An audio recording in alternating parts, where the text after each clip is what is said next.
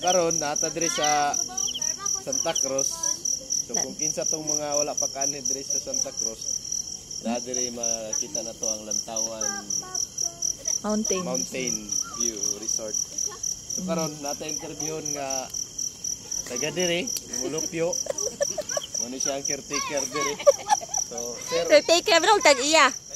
oh, muna siya caretaker, tag-iya po. Sorry po. Monitor yun niya tanan ng pan. Daot si mo beauty. Dili ka tig Bisaya. Na. Para kay labot So karon challenge nimo. Unsa day mo hang language di ay tay? Kuan, Bagobo, Tagabawa.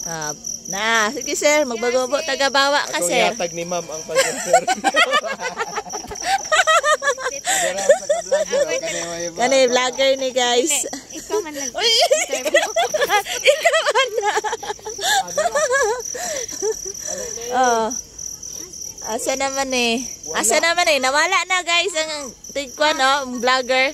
Kaya nakabalo mo bago taga-bawa. Surrender.